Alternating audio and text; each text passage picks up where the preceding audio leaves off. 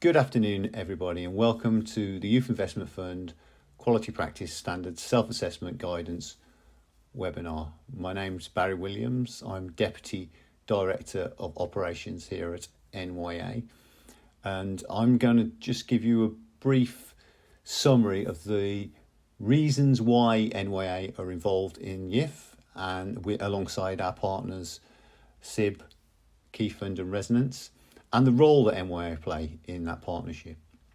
And I'm also going to give you a bit of context of why we are asking you to undertake a self-assessment. I'm joined by my colleagues, Katie and Georgia, who will take you through the self-assessment and by looking at what we are looking for in the answers, who will be assessing the self-assessment, how this is done, and where you can access additional support. If you get any questions or queries as you go through the presentation, just drop them in the chat and we'll pick them up as we go along. If not, and you want to leave that question to the end, please do, and we'll pick the question. We'll give you an opportunity to discuss it at the end. NYA has become a partner in YIF, essentially because it's given us a great opportunity to work with 300 organisations that will be delivering youth work, whether they're a youth work organisation already or an organisation that works with young people and wants to use youth work principles to support that delivery. We are the professional statutory regulatory body for youth work, and as such we are looking to expand youth work so all young people can access quality youth work within England. So the Youth Investment Fund has provided a great opportunity for NYA to be involved in. From our partners' perspective, including DCMS, it's important that whoever gets funded with a YIF grant is delivering quality youth work provision and practice moving forward. Our three areas that we are involved with and this part of the self-assessment process is embedding quality youth work practice within organisations, and there's a whole review process that goes along with that that I'll talk about in shortly. Secondly, and probably as important, is making sure that young people's voice is central to the design development of YIF, both from a YIF grantees point of view, you guys who are working with young people, ensuring that their voice is part of the decision-making process and the design development of how you work with young people in your organisations. But equally, we're looking at how young people are involved in the development of the YIF plan, of the YIF proposal. From our perspective, from a YIF partners perspective, young people have been central to the design development of many areas, but one of the most predominant areas that they've been involved with is this YIF assessment. Young people have co-designed section B, which we'll talk a bit more detail later on, of the self-assessment. They've also informed how that was assessed and who would assess that. So, for example, the recommendations that come from those young people, the design group, was that young assessors should work in pairs, and that there should be up to 20 young assessors, and that those young assessors should be paid for what they do. It's not a participation opportunity, it's more of a consultancy process. We're using their lived experience to inform that assessment. So that's what we've done. And thirdly, and as importantly, making sure that YIF has a profile and awareness within the sector. So organisations that should benefit from YIF and who might not apply to these funds normally feel able to do so and feel supported to do so as well. So the process, what is the quality practice assessment process? So I'm just going to talk you briefly through what you'll go through once you've submitted your EOI. If you're successful in your expression of interest, you'll receive 2 forms relating to youth work as part of your process. One talks about what you're looking to do with the funding and how that supports your youth work practice and your reach. The other is the quality practice self-assessment, which is something that we use. You complete that, and this guidance will help you support you to do that. But we've got a lot more guidance on the Knowledge Hub that you can access that will support you to complete that that self-assessment. Once you've submitted that self-assessment, it gets reviewed by two panels, which Georgia and Katie will talk you through later on. One is Quality Practice Panel, which is youth work professionals from NYA who have assessment qualifications, and a youth panel that have been trained and have had quite significant experience in this as well. It's important to say that those two assessments are done independently, so there's no influence from either panel. And only the only person who really sees both assessments is Katie, who's the National Programme Manager, and that gets uploaded separately onto the forms. From those forms, there's a report that's developed, and that is given to the assessment panel. Again, it's probably important to say, to reiterate that this process, this self-assessment process, and what goes beyond that is developmental and relational. So although it forms part of the decision-making process for youth, as long as the self-assessment demonstrates that the organisation provides youth work, and that their practice is safe and robust, any developmental areas won't impact on the decision making. This is purely for you as an organisation to identify areas of development, and for us as an organisation to support you in developing that. So we'll go to assessment panel, and then the assessment panel make a decision using all the criteria, both from the resilience, building and youth assessments, to say, okay, this organisation's fit to go forward to the grants committee, who then make a decision on whether you receive a grant or not. Once you've received a grant, that's when the youth pillar really kicks in.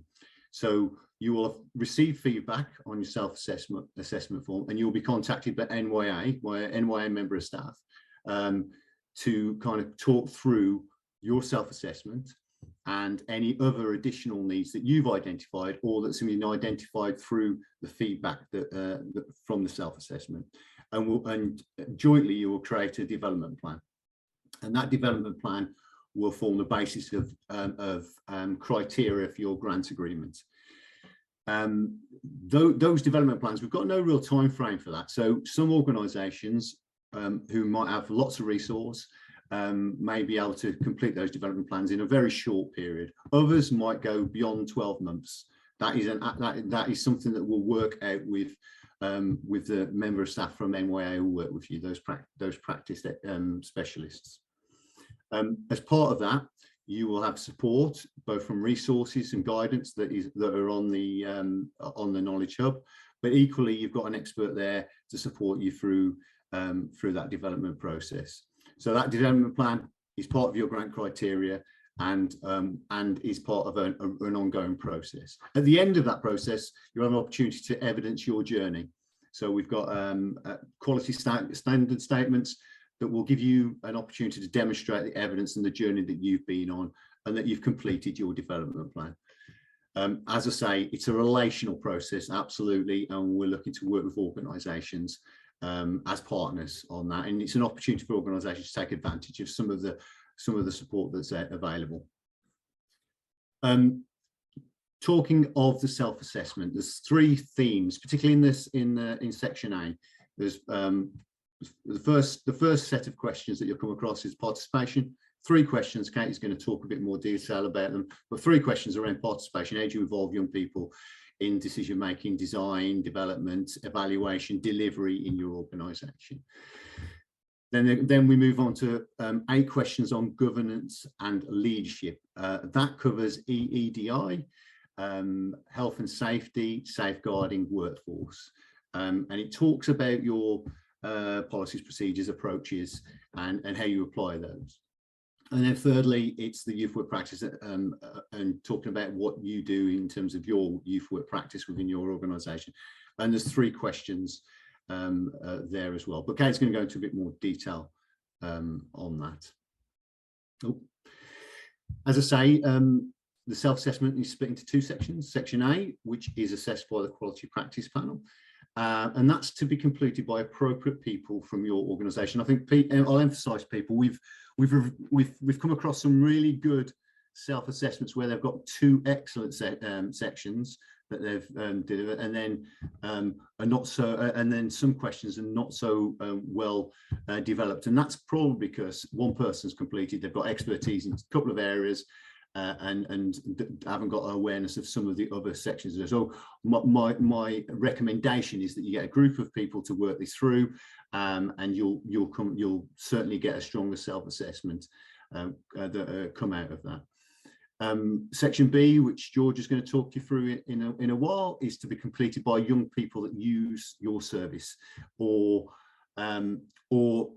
you want to use your service. So if you're providing new provision, which we have come across, how have you done?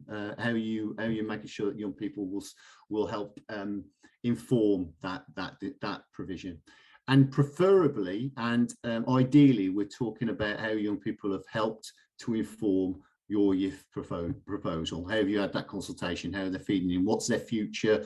What's their future role in that, in developing that? Okay, I'm going to pass over to Katie now to speak through the Quality Practice Panel. Over to you, Katie. Thanks, Barry. Hi, everyone. I'm Katie Harmon. I'm one of the National Programme Managers at the NYA, and I head up our work on the Youth Investment Fund. So, as Barry said, I'm going to talk to you a little bit about our Quality Practice Panel, and then talk you through a bit more in detail around the Section A of the Youth Self-Assessment Form. So just for a bit of context, our Quality Practice Panel is the group that will review your youth self-assessment, the Section A. They are made up of a core panel of 15 NYA staff, and it's people with a range of roles and experience across kind of youth sector activity. So we've got a number of youth work specialists on the panel, and others including safeguarding experts, quality practice leads, and educators as well. So we assess that first part of your youth self-assessment, Section A, and as Barry said, that looks at youth participation, governance and leadership, and youth work practice.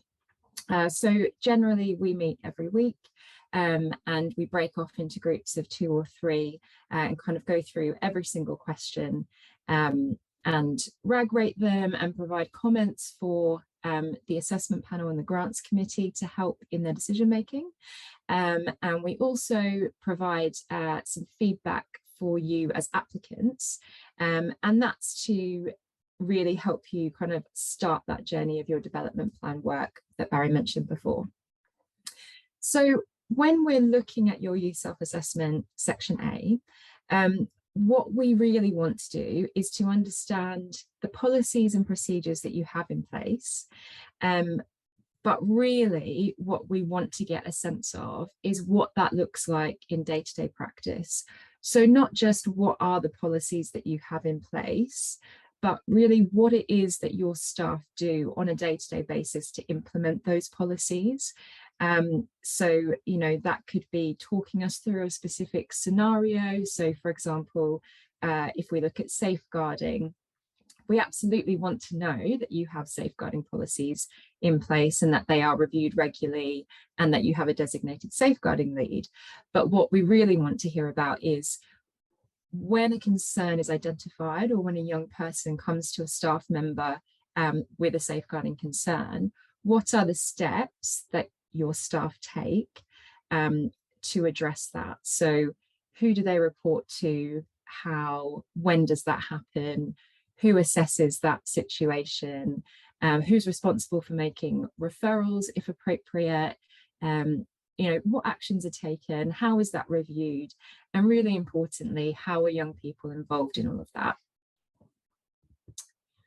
Thought before I go into the actual specifics, I might just start with a few of my top tips, and they kind of follow on really from some of the things that Barry's already said. But I would say make sure the right people fill out each part of the youth self-assessment. So as Barry said, it really is worth having a number of people work on this, because it may be that somebody in more kind of senior management is best placed to look at some of the areas around governance and leadership, but it may be that your session leaders or group leaders or youth practitioners are best placed to talk about youth participation, youth work principles, and how you work with young people.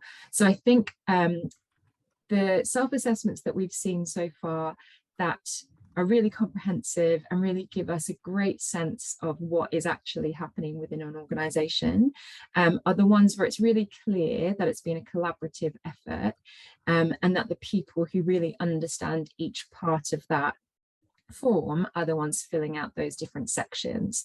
It's been quite obvious, I think, when it's perhaps somebody that doesn't actually deliver services to young people who is filling out the form, and they're kind of really struggling with talking about how their staff work directly with young people. I'd say take your time and make sure that you use the guidance. There's a whole knowledge hub that you have access to that can really help you in filling out the youth self-assessment and also starting your development plan. And we've also got other things on the MYA website that might be helpful as well, like your safeguarding hub. So you will be set a deadline for your form, for your youth self-assessment form, but I'd really encourage you to kind of have an open dialogue with your relationship manager. We all really just want you to be able to put in the best application that you can to give you the best chance of receiving funding. So if you need a bit more time to complete your youth self-assessment form, please do speak to your relationship manager. We're all kind of very willing to be flexible as much as possible, and we can give you some support with that as well. And finally, I would say, please don't be put off by the RAG rating system. So I can appreciate that rating yourself as read or receiving feedback from us that rates you as read in an area might feel really negative. But I think for us, we're very clear that red doesn't mean bad. Red means not yet in place. Amber means not quite there, but in development. And green means you've kind of got everything in place already. So to be rated red in certain areas, maybe even more than one section, doesn't mean you won't get funding. If the assessment panel and the grants committee, believe that you have a good application, that you've got a really good project that's worth funding and you fit the criteria, you can absolutely still receive a grant, even if you've rated yourself or we've rated you red in quite a number of areas. What's really crucial is an openness and a willingness to engage in learning and development. So we've seen some really great youth self-assessments where they've actually been rated red or amber in quite a few areas. But the reason that they're great youth self-assessments and have gone on through to assessment panel and grants committee is because where they have rated themselves as red or amber, what they're saying is, here are the gaps we've identified. These are the bits that we know we're not very strong at. And either we've got a plan of how we're going to work on it, or we've got no idea of where to start and we'd really like some help. So I'd really encourage you to just kind of, be really confident in expressing the things that you are good at and that you're already doing really well, because we absolutely want to hear about that. But also try and be comfortable in just acknowledging if there are areas that you might need some support with, because that's also part of the offer of this grant. So, of course, the funding is really crucial.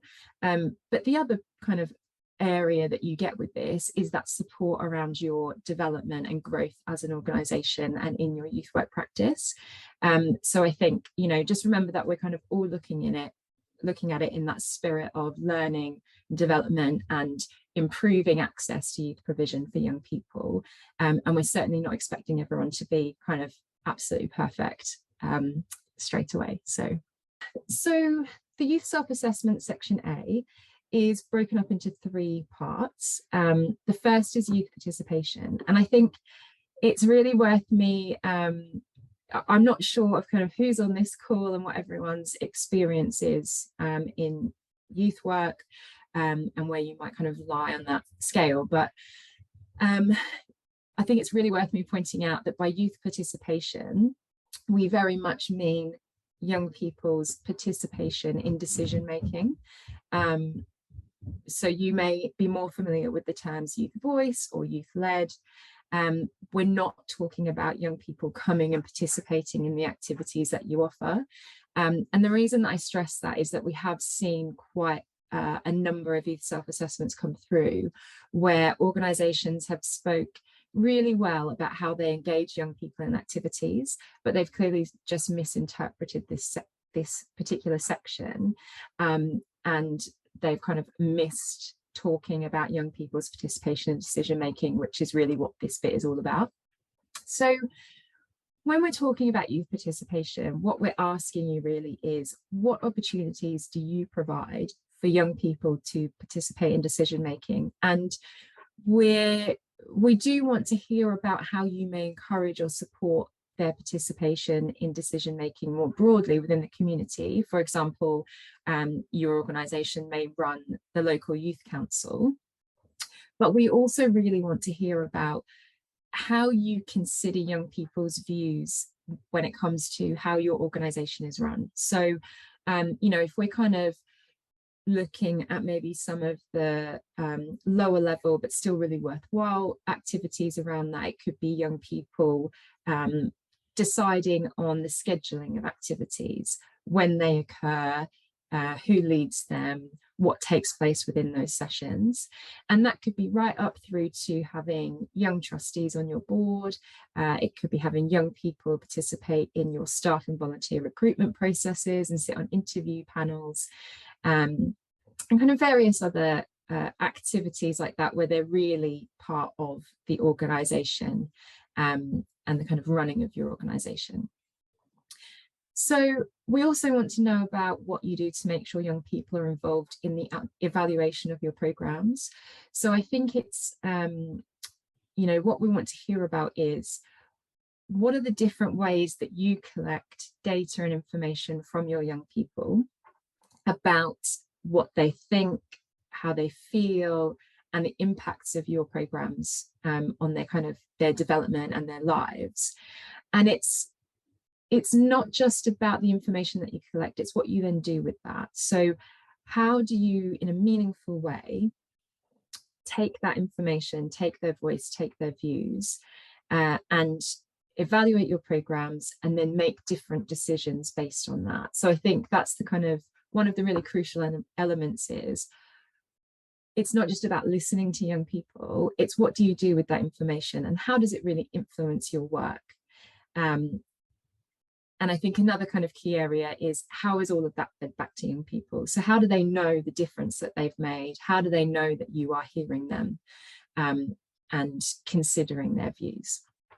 And then finally, on participation, we would like to hear about how you work with young people to identify and remove barriers to them being involved in participation activities. So again, here it's really important not to focus too much on their participation in activities within your organisation. So it's not as much around removing barriers to them, setting foot in the door and attending your local youth club. It's about, what are the barriers to them actually feeling confident, having the skills, having the opportunities to participate in decision making around your organisation, and influencing the way your organisation is run. So the second part of the youth self-assessment is governance and leadership.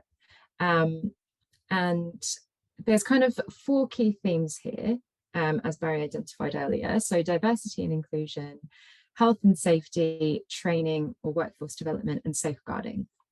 So when we're talking about diversity and inclusion, what we're talking about really, and what we want to understand, is how do your policies, your procedures, and your processes really help to make sure that your organisation is accessible and inclusive, from your board to your staff and your volunteers, and through to your kind of young people and your service users.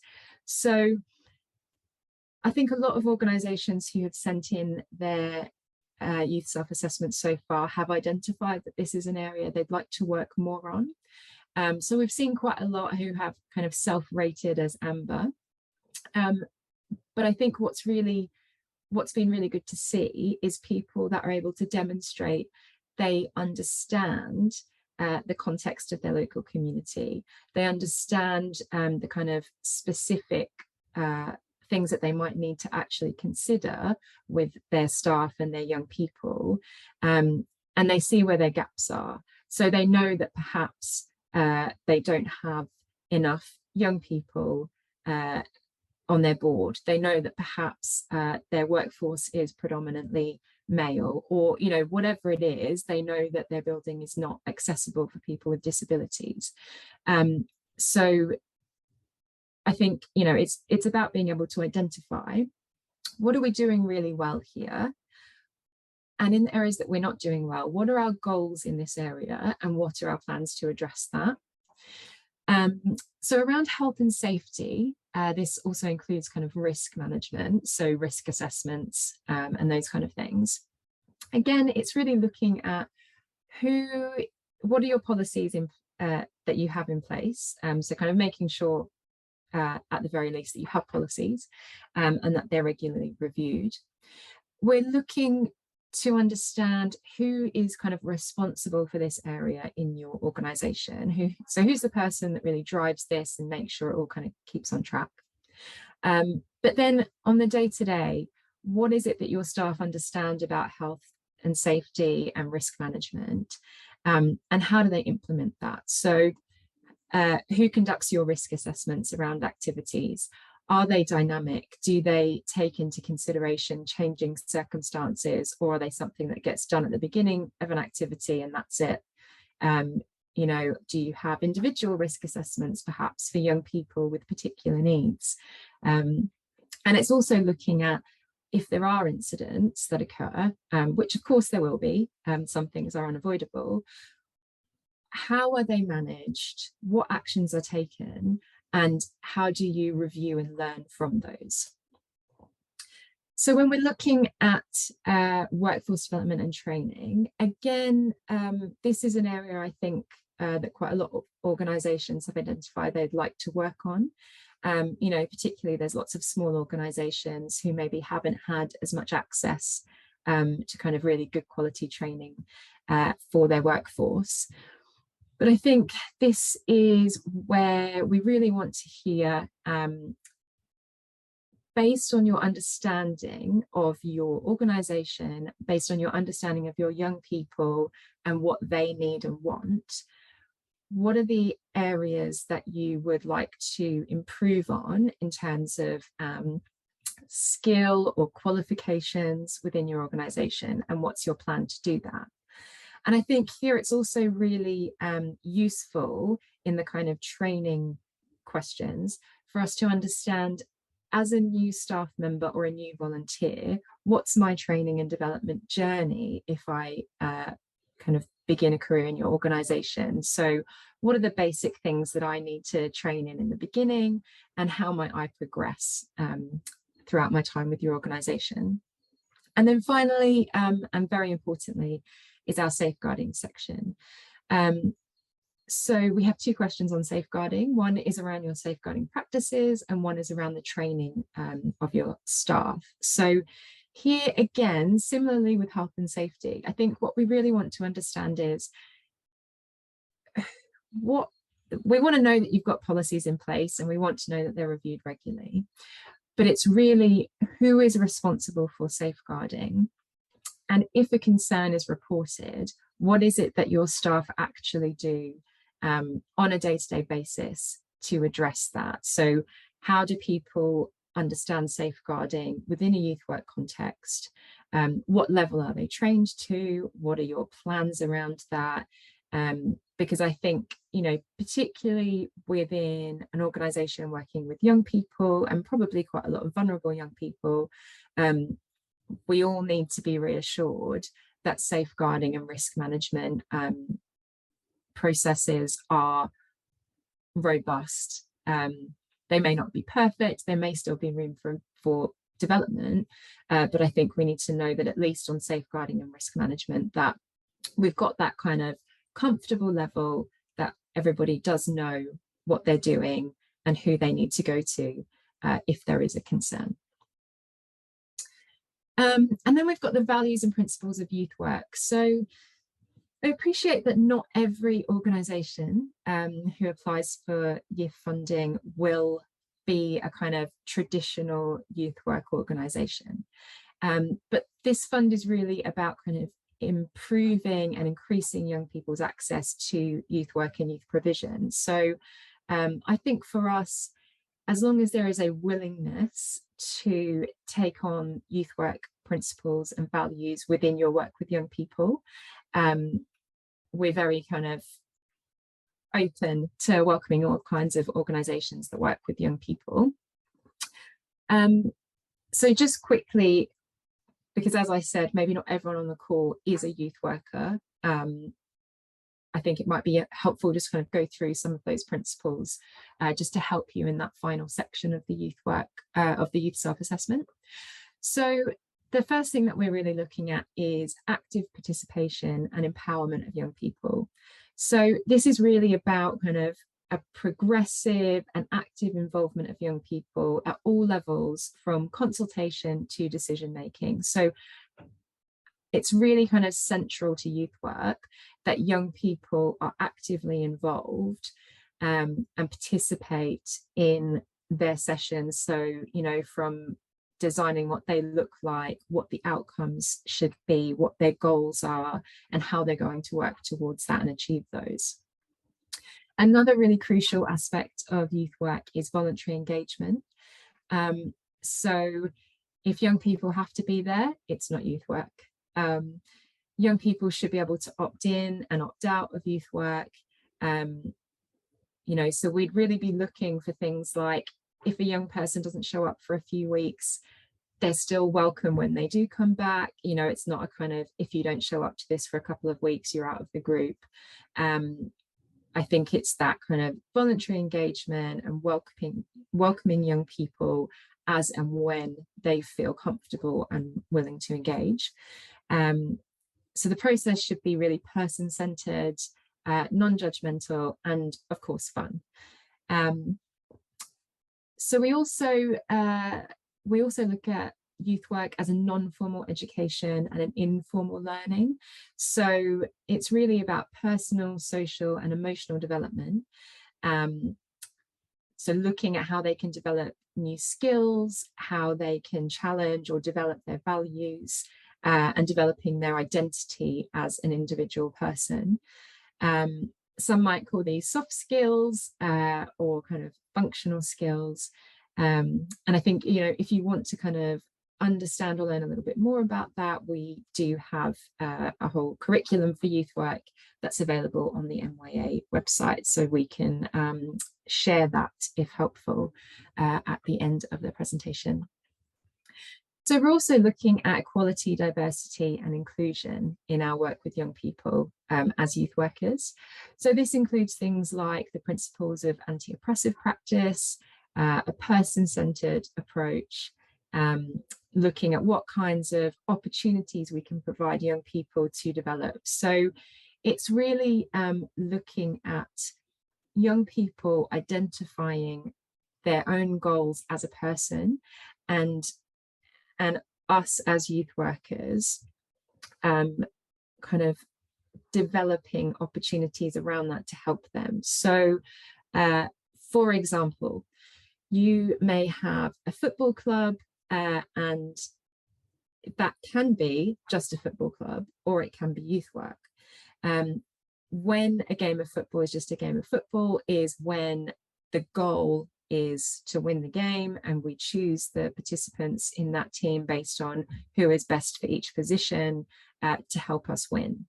When it becomes youth work is when the goal is actually to develop those young people, and we're using football as a hook to get them in. So we may not pick the best players for each position, because actually winning the game isn't the kind of key outcome that we're looking for. we may have young people choosing who plays in which position and when the games occur and which teams they play, and all of those kind of things. So it's really about the goal being focused on the young person and not the activity or the outcome of that activity.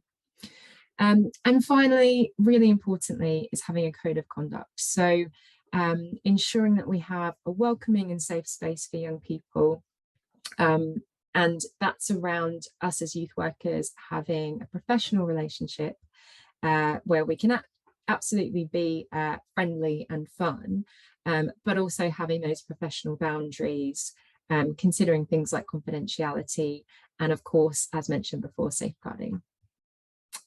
So I thought it might be helpful just to give a very quick example of what we might be looking for when you're kind of formulating your answers. So this isn't to give you a kind of, you know, this is exactly the kind of content that we're looking for. It's more around how the answer is structured and the types of information included. So one of the questions that you will find is looking at your approach to safeguarding. And we ask that you indicate if your policies and procedures are current, if you have a designated safeguarding lead, and how your policies are implemented in practice. So I've taken 2 examples from youth self-assessments that we have already assessed. One organisation answered the question by saying, our safeguarding policies and procedures are up to date, our staff all know what to do. Now, of course, it's great that they have safeguarding policies and procedures are up to date and that their staff will know what to do, but there's nothing in that answer that helps us picture or really understand what that means. And I think, you know, we do need that kind of detail for us to have confidence that this isn't an area that needs development. So another response that kind of made us feel very reassured and gave us confidence in how this organisation approaches safeguarding read, we have a robust and tested safeguarding approach that is continuously reviewed and updated. We have developed our safeguarding policies and procedures with expert advice from the NSPCC. We have 2 fully trained designated safeguarding leads, and all of our staff are required to undertake internal and external safeguarding training. In practice, we expect staff to report safeguarding issues within 10 minutes so that we can take action before the young person leaves the session. Next steps are discussed and agreed with the young person and their parents or carers if appropriate. Referrals to external agencies are made in a timely manner if necessary, e.g. children's services or mental health supports. We have a trustee who is responsible for safeguarding, and that person liaises with our DSLs about all reportable safeguarding concerns. Safeguarding is discussed at every trustee meeting and regularly in supervision with youth workers. So as you can see, this this kind of ticks off on all those boxes of, you know, it talks about having the policies in place, it talks about having the DSLs, so it kind of ticks off on that more formal stuff. But the second section really helps us to understand if a young person presents with a safeguarding issue, how they are responded to and the steps that are taken to address that concern and support that young person. So, you know, there are other things that they could have spoken about in here. So there's no such thing as a perfect answer, but I think if you can give us a sense of what it actually looks like in real life within your organisation, you're going to give yourself the best chance of us making a really good, proper assessment of your practice, and being able to help you, most importantly, to start from the right place with your development plan. And I will now, if there's any questions around any of that, please absolutely pop it into the Q&A box and I can pick those up at the end. But I will now hand over to my colleague Georgia to talk to you about the young assessors and our the section B of the youth self-assessment. Thanks, Georgia. Hi everyone. Hi, I'm Georgia. I'm a youth participation officer for the NYA, and I manage and coordinate the 20 young assessors who assess section B of your application. Our young assessors are from a range of areas around the UK, and they're from a diverse range of backgrounds. We regularly give our young assessors training to keep them up to date and develop their personal development throughout their employment within the NYA. Each young assessor is aged 16 to 24 and is paid the living wage, as Barry said earlier, and they're paid for 13 hours a month. We meet each week and go through assessments. They're split into at least 5 groups of 3 or 4 young people, and they will go through the section B, which I will talk about on the next slide. So what the young assessors will be assessing, the look in each application, they look for good commitment to good youth engagement. They need to make sure that all the young people within the applications have identified the impact and the need for the funding. So they've participated in telling their youth workers, this is what myself and my peers need and want. And I think this will make a big difference within the community. They look for inclusivity, and that the project and the new space is accessible to all young people within their community. So, how they assess, the assessors ensure the voices of the young people are heard, and this is shown throughout section B in the questions that young people will answer. We expect the young people to fill in the application themselves. Obviously, some young people might need a little bit of support in filling out that section to make sure that all of the information is there for our young assessors to look at. Our young assessors work as a team to ensure consistency and standardisation throughout, and they look primarily for youth participation, as I said. The ideal application for a young person is saying what they want alongside their peers and why they need it, as I've said. And when it says accessibility, there's a section that we've noticed quite a lot. I think it's a good opportunity for a learning opportunity for young people to talk about accessibility to the service. So it might not just be for young people with disabilities. It could be young people of all faiths, young people from the LGBTQ community is accessible and welcoming to them. And I think it's a really good opportunity to answer that question and have a really good learning opportunity for young people. And there is an option within the application for young people to make a video about what they want and what they need. We do like to see these. It makes it a lot more personal, and it gives the assessors a little bit more to look at than like, this is the person that has wrote the application, this is the group that have all had an impact. I think a lot of young people now know how to use technology, know how to make videos. We don't need it to be professionally made. We've seen quite a few that are professionally made. Some ideas could include get a mobile phone, get young people to video each other, ask questions about why they need it, why their peers need it, and to show what around the building and what's going to be improved and where you plan to put what, if you're up to that bit of the application. And I think that is it from me. Next slide, please, Barry. Sorry, can I just jump in quickly, just off the back of what George has just said? I guess I just want to really stress that both section A and section B of the youth self-assessment are equally as important. I think, you know, we've seen a few come through where people have kind of said, oh, we haven't had time to make a video, so we're not going to do one, or, you know, we haven't really had time to talk to our young people, so we just spoke to a couple and this is what they've said. I think, you know, it's a really youth participation is a really central principle of the Youth Investment Fund. And we do expect that young people are consulted and are part of the decision making around their youth project.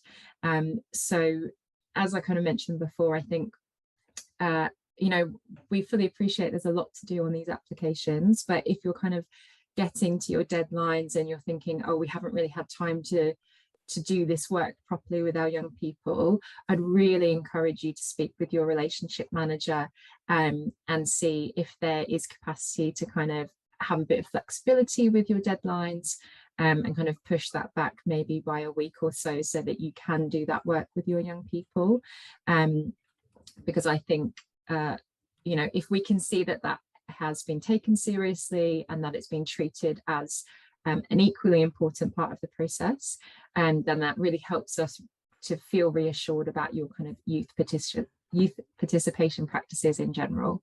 And it also helps our young assessors who, you know, take their job as young assessors on the youth project very seriously, and they are very robust in their discussions around the assessments that they're looking at. So I think the more information that you and your young people can give them, then the better their recommendations can be for assessment panel and grants committee. Thank you. Okay, I've been answering questions as we've gone through. That's why my camera off. You don't want to see my face while I'm trying to concentrate and write. So I've been answering them as I go. If I missed any, just highlight it for me now, please. Or if you've got any questions that have come up over the last few slides, please ask now. If not, I've direct messaged a couple of people on their call to say we'll take it offline because they're slightly more complex questions and probably individualized questions. But any questions that you find that come up after you've kind of reflected, please don't hesitate to contact us at youthinquiries@nya.org.uk. So are there any questions that anyone have got immediately? No, brilliant.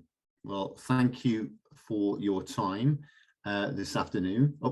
And as I say, don't hesitate to get in touch. We're here to help both on the self-assessment and the development plans. We're really excited to work with so many organisations, especially some of the grassroots organisations that we've seen coming through. It's a really exciting time for us to do that.